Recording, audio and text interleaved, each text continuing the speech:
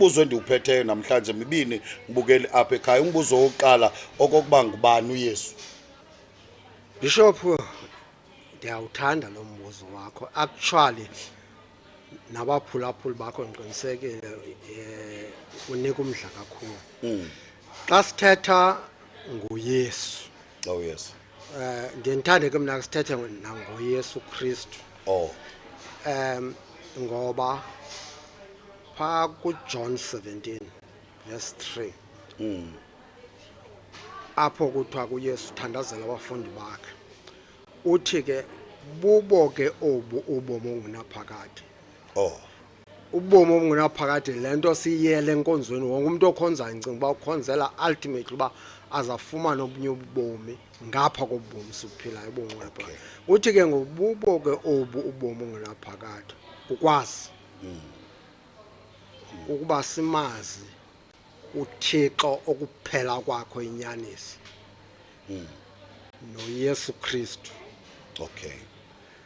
So ngamanye amagama le nto okumazi yenza uba sikhonze into esiyaziyo. Okay. Now make siyeke kule nto ke kaYesu Kristu ngokukhawuleza. Apha sithetha ngoYesu.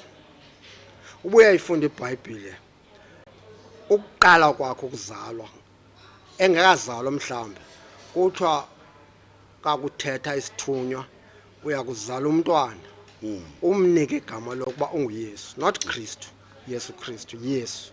Oh. Ngokuba uyakuba in future ekuhambeni kwethuba ngumsindisi. Okay. Now xa sithetha ke ngaloo nto ithethwa le nto izawuzalwa nguMariya, ayingoYesu Kristu, uzala uYesu uMariya. Okay. And then kuzothi ekuthubeni xa iphaa ku-30 yeminyaka xa ibhabhadizwa nguYohana kubonakala kuvuleka amazulu, kubonakala kusehla umoya ongolohobe kodwa onjengehobe. Oh. Uannouncwe la moya, uintroduce, not introduce, waziswe la moya kule ndawo uphuma kuyo kuthiwa lo ngunyana wam oyintanda endikholisiweyo nguye. Okay. Now make sibuye umva siyoyithatha phaa kwi-Old Testament. Kwi-Old Testament u-Isaiah chapter 9 verse 6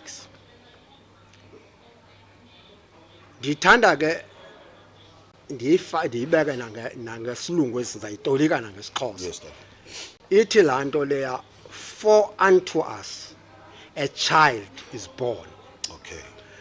Kubekho i-semicolon la full stop ezantsi kwa kubekho ikhoma, meaning that is a statement, that is a sentence iphelele. For unto us a child is born, unto us a son is given.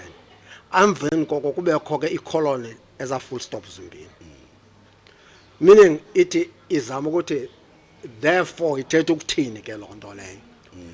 Ithi and the government shall be upon his shoulders. Xa ndiqala ndathi ndifuna sithethe ngoYesu Kristu ngoba zinto ezimbini, ngoba kwathi kwakuhlala moya wawuyiva ngonebhayibhile kayithethayo sathethi ngoYesu, thetha ngoYesu Kristu ngoba kwabakho isidalwa esitsha. Okay. Azatsho naye athi umoya wenkosi uphezu kwam. La moya wenkosi nguntoni? nguKristu. So ngamanye amagama xa uyibekayo ke bishop wam, xa sithetha ngomsindisi fanele uba sithethe ngale nto inguKristu, not uYesu. Oh. uYesu akangomsindisi. Okay. Into nasisitya esiphethe usindiso esithi ke akekho wrong ncam umuntu athi uYesu ngumsindisi ngoba yicontainer. Oh. So icontainer ke dla iyathanda icontainer ubizwa ngecontent le kuyo. Xa ndithi ngawundiphathela icoke phayana bishop uzawundiphathela ibhotile kodwa necoke ngaphakathi, and uba le coke ayikho ndizawukhalaza ndithi awuzanga nalo kodwa bikhona le coke kulaa bhotile undigqibile. So ngamanye amagama xa sithe, that's why kumfundisi ndizohlula zine ezinto. uba iBhayibhile xa ndiyifundayo ithetha ngoYesu, uthi uYesu, ndiyi-understanda loo nto leyo ngokohlukileyo xa isithi uthi uKristu, ndiyi-understande ngokwahlukileyo xa isithi uthi uYesu Kristu. Okay. Ndiyi-standardize futhi ngokwahlukileyo xa isithi uthi uKristu uYesu. Bakho amaxesha iBhayibhile ingathi Yesu Ingathi Kristu, iqale Yesu. ngoKristu ilandelise ngole nto ngoba kum zohlukile ezantwisi. Ndicinga uba ke ndiyibambe apho.